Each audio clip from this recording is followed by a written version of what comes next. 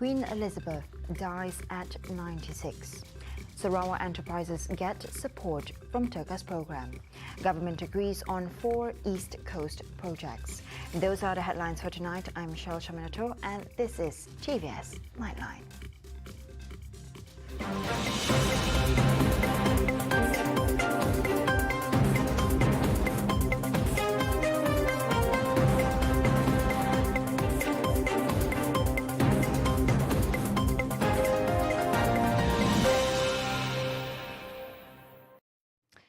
Queen Elizabeth II, Britain's 63rd monarch who steered the monarchy through decades of social change while remaining a symbol of national stability in a shifting world, died on Thursday, September 8. Elizabeth became the world's longest living reigning monarch after the death of the King of Thailand in 2016 and has seen 15 UK prime ministers since she ascended the throne in 1952. In February 2022, Her Majesty became the first British monarch to celebrate a platinum jubilee, marking 70 years of service. The Queen's death is likely to cause a huge cultural, social and political shift in Britain and in the Commonwealth countries, with shockwaves felt all over the world. From sheer cultural changes to smaller, trivial disruptions, what's gonna happen next? Earlier, we were joined by Tan Sri Dr. Munir Majid, the Honorary Council of Advisors from Eurocam Malaysia. Here's what he had to say. Well, the Queen's death is a watershed in the history of the monarchy, not just in England, I think in the world as well. It's also a watershed for Britain in terms of its political and economic development. Now, why watershed for the monarchy? She was the Queen of England for over 7 decades and set standards of dignity and a stature, I think, that is unequaled among monarchs, and these standards are something to be emulated, which I think monarchs in Europe, for example, accept, that she had been a grand success as a monarch. And so, her dying means the end of that kind of monarch in England. You have the United Kingdom. You have a new monarch, King Charles III, who's already operating as King Charles III. Her son, who is, of course, at rather advanced age, become king at 73, 74. And he also has had, his peccadillos, and at the same time, however, he has some strengths, and many people do not sort of acknowledge this enough. I don't think whatever he does, he'll be able to match what his mother achieved, and he would be able to match what people acknowledge of his mother's contribution to the monarchy in Britain and in the world at large. So that's what's going to happen next. Meanwhile, throughout the past decades, there has been one consistent face on the British currency circulating around the UK, and that is of Queen Elizabeth II. But now that the Queen has passed, it means there will be all sorts of alteration to a status quo that has been in place since she's ascended to the throne in 1952. Dr. Munir said that, unlike Malaysia, the change in the UK's head of state is a massive upheaval that will change so many things, including the local note to recognize King Charles as Britain's new monarch. As such, a new currency bearing Charles' image will eventually enter circulation, slowly but steadily replacing the notes and coins bearing his late mother's face. Moving on, Tabung Economy Gagasan Anak Sarawak, or TEGAS, has launched the inaugural TEGAS Fundraising Accelerator Program through its TEGAS Digital Village to support the growth of startups and social enterprises in Sarawak. Deputy Minister of Natural Resources and Urban Development, Datuk Len Talib Saleh, who is also TEGAS chairman, said in a statement that TEGAS will be partnering with Pitchin, Malaysia's largest equity crowdfunding platform, for the program. The program is also in line with the Post-COVID-19 Development Strategy, PCDS 2030. Len Talib also said the program will run from September 29th to October 2nd at TEGAS Digital Village, and it covers topics such as types of funding, investment readiness, fundraising preparation, campaign preparation, company valuation, what investors want, pitching and presenting, and post-fundraising. Selected participants can enjoy access to mentors and other entrepreneurs who have raised funding and also hear directly from investors. Pitch-In Chief Executive Officer San Shafi'i said the program provides an opportunity for Sarawakian entrepreneurs to learn about fundraising. Pitch-In has assisted more than 140 companies that have raised more than 240 million ringgit on its platform and is a registered recognized market operator with the Securities Commission of Malaysia. The federal government has agreed to continue implementing 4 projects that are set in Terengganu, Kelantan, Segamat and Mersing district in Johor. Prime Minister Datuk Sri Ismail Sabri Yaakob said this was decided at the East Coast Economic Region Development Council meeting held at Kelantan State Secretary's office in Kota Baru on Friday. The projects covered the construction of the East Coast Expressway Phase 3 LPT3 from Gemuruh Terengganu to Pangkalan Kubo Tumpat Kelantan over the distance of 147 kilometers. Also Phase 2 of the flood mitigation project in Rantau Panjang Golok, which was approved with an allocation cost of 897 million ringgit. Ismail Sabri also said the government agreed to the extension of the Kuantan Segamat Highway, which involves the route from Runcang to Simpang 3 Kerantong with a distance of 51 kilometers. He further added that the government is also developing towns at the border with Thailand by building a bridge in Sungai Golok in Rantau Panjang and the Tak Bai Pangkalan Kubo Bridge. He was speaking at the opening of Kampung Laut Heritage Village on Friday.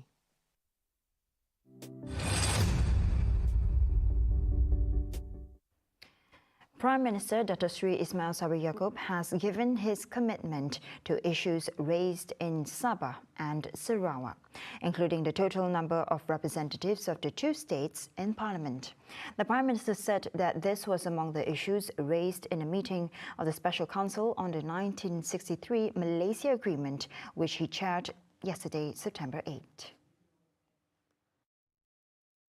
Ismail Sabri on his Facebook post said that the meeting was also attended by Sarawak Premier Datuk Patinggi Tan Sri Abang Johari Tun Openg, Sarawak Chief Minister Datuk Sri Hajiji Noor, Cabinet Ministers as well as leaders of Sabah and Sarawak. Yesterday, Minister in the Prime Minister's Department for Sabah and Sarawak Affairs, Datuk Sri Dr. Maximus Ongkili, who was also present in the meeting, was reported as saying that the meeting endorsed the move of restoring 35% of the 222 parliamentary seats for Sabah and Sarawak. The endorsement would enable Sabah and Sarawak to have 78 of the 222 seats. Besides that, Ismail Sabri said other matters raised in the meeting included the economy and health in the 2 Bornean states. In this regard, the Prime Minister also gave the commitment of the government to develop the 2 states in Budget 2023, which will be tabled on October 7th.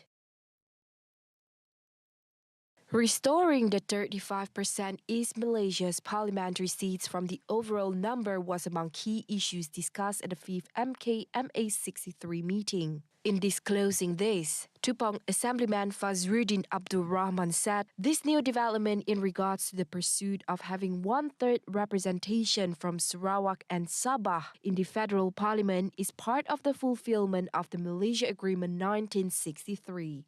As such, He reiterated that it is important in terms of power sharing between the parties that form the Malaysia Federation for Sarawak and Sabah to have a say in the laws that are being passed in Parliament. Based on the current calculation of the 222 parliamentary seats, 166 or 75% are in Peninsular Malaysia, while the remaining 25% or 56 seats are for the Bornean states, with 31 for Sarawak and Sabah 25. Hence, there need to be a change to respect the voice and views of Sarawak and Sabah and to avoid laws that are detrimental to the Bornean states from being passed. Fazruddin, who is also the political secretary to the Premier, further stressed that the federal constitution must represent the interests of all parties in the federation and any amendments that are being passed in the parliament. Therefore, he urged the Election Commission to restore both states as regional partners and to take further action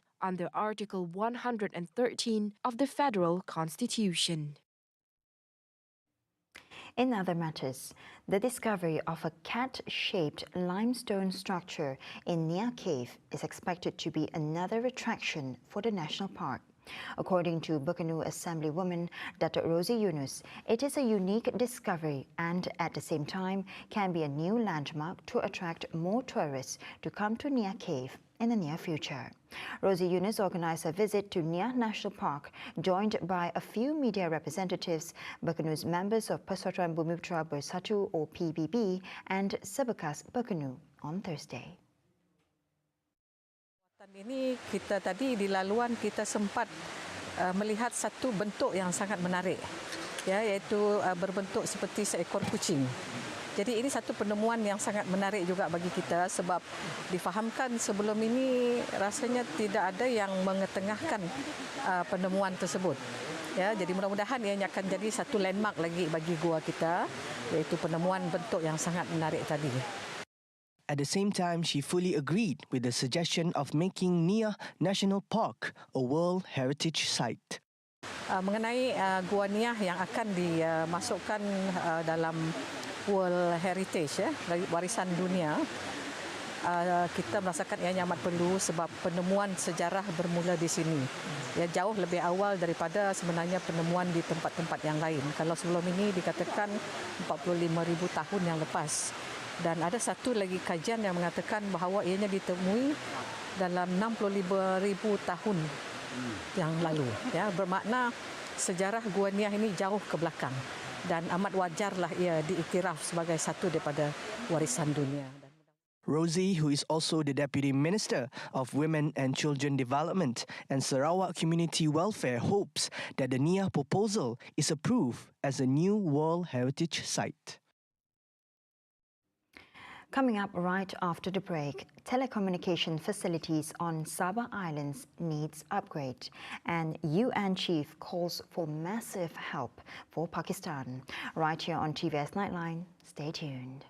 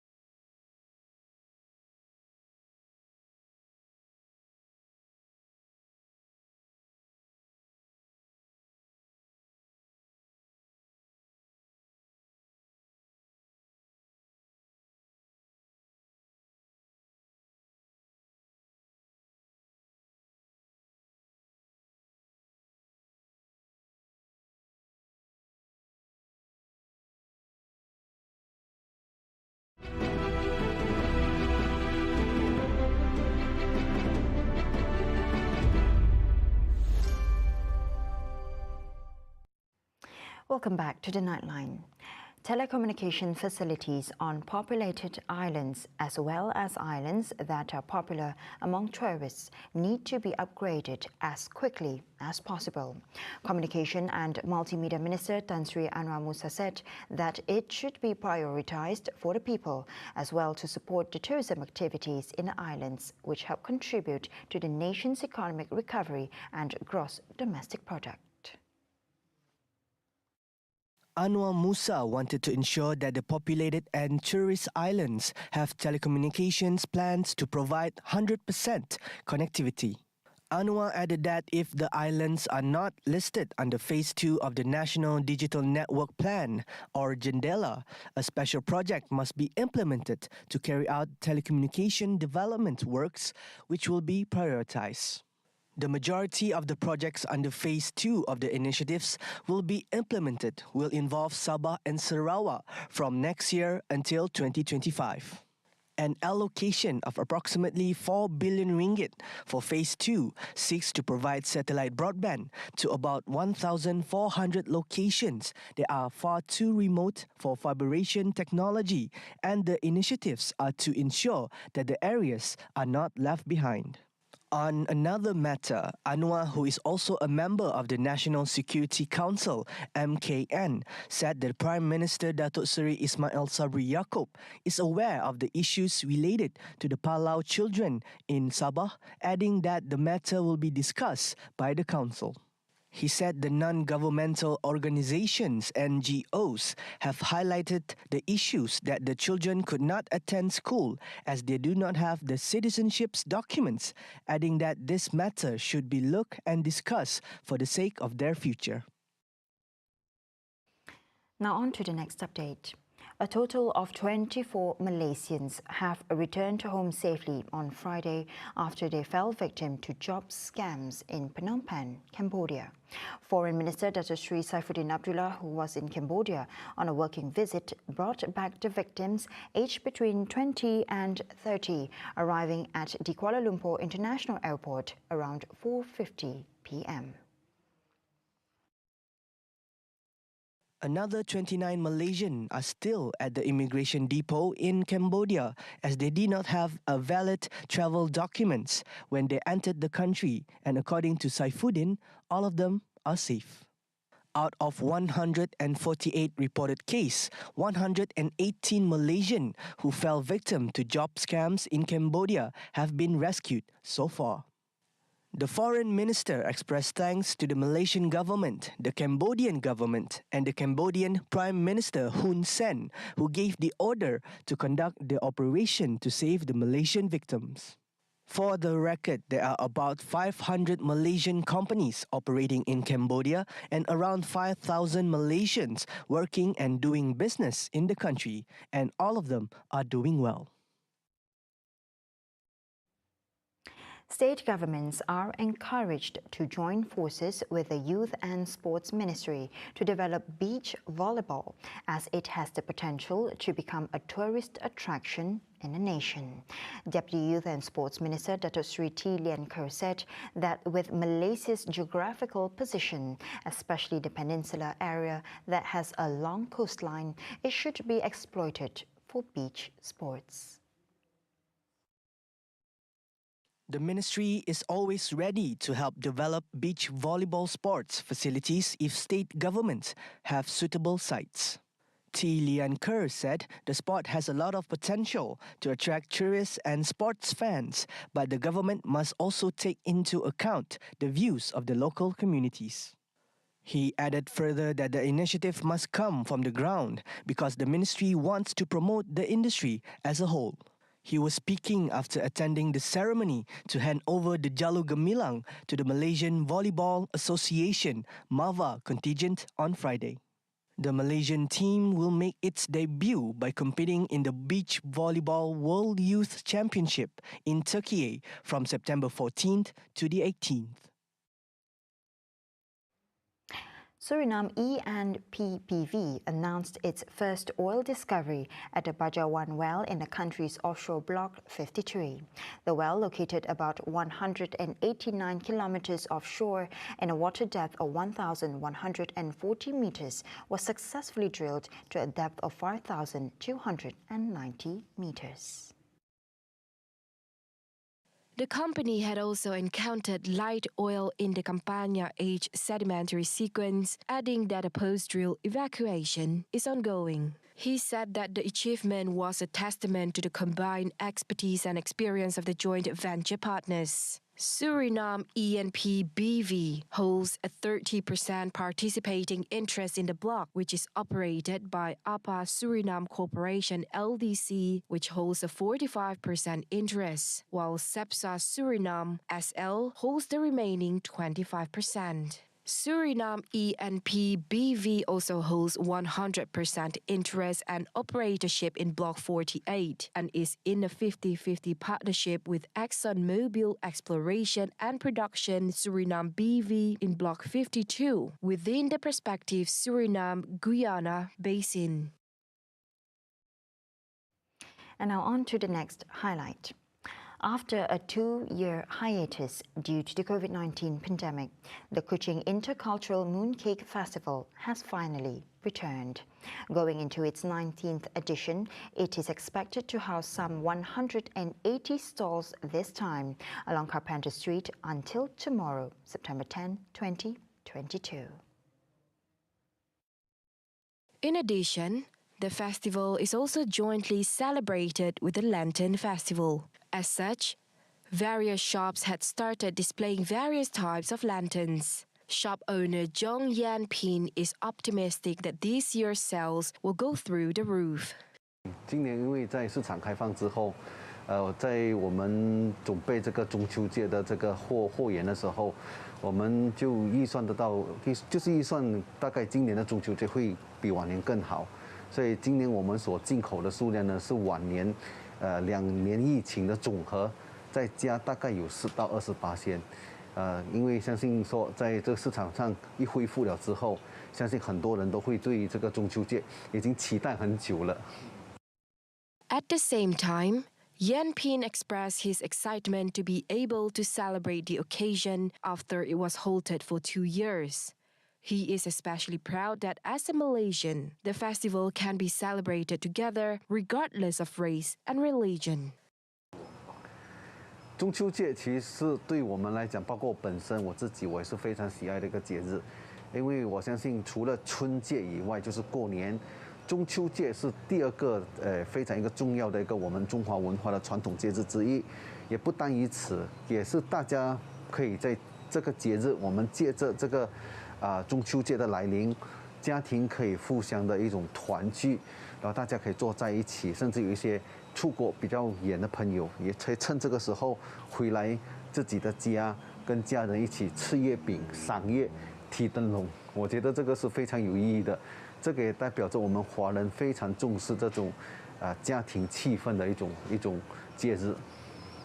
Celebrated on the 15th day of the 8th month of the Chinese calendar, which is from the end of August to the end of September, it is one of the most important festivals other than Chinese New Year. The celebration is jointly celebrated with the Lantern Festival on the night of the celebration.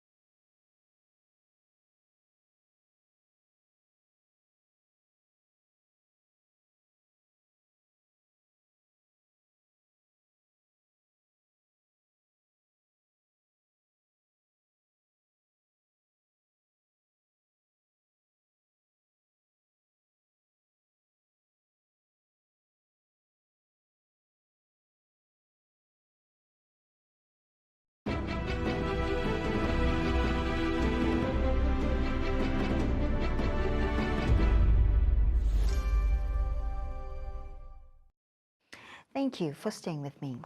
And now on to world affairs. UN Secretary-General Antonio Guterres appealed to the world community for massive help for the flood-ravaged Pakistan on Friday as he visited to boost a response to the disaster. Record monsoon rains and glacier melt have destroyed a lot of properties in Pakistan and have killed more than 1,391 people. The Pakistani government said the losses have reached to $30 billion and the lives of 33 million people have been disrupted. Both the government and Guterres have blamed the flood on the climate change. It is absolutely essential that this is recognized by the international community, especially by those countries that have more contributed to climate change. Guterres also added that the world needs to understand the impact of climate change on low-income countries. The United Nations launched an appeal for $160 million to aid Pakistan to cope with the disaster. The World Health Organization said there are more than 6.4 million people need humanitarian support in the disaster area. And the cost of the rebuilding the country has added more concerns whether the country can afford to continue paying its debts. Pakistan needs massive financial support to respond to this crisis that have costed, according to some estimates I've heard today, about $30 billion and counting. And that support is entirely necessary, and it is not a matter of solidarity, it's a matter of justice. Women empowerment in the field of science. Want to know more about filmmaking? Take a look inside the future of content and storytelling. While 3 women icons to share masterclass program as experienced filmmakers. On Sejahtera Asia tomorrow, hosts Sharon Kazia and Alexan will be speaking to Dr. Dayang Noor Afsian and Dr. Madina Adrus, academicians from the Faculty of Resources, Science and Technology, UNIMAS, while our masterclass will be shared by Caroline Jones, Catherine Diop and Easy Tan. 7:45 a.m. only on TVS Astro Channel 122 and MyFreeView. See the world closer with TVS as we bring you the latest news updates both locally and internationally by heading on to our official website at tvstv.my or follow us on our social media platforms. That's all the time we have for TVS Nightline. I'm Cheryl Shaminato. Thank you for watching.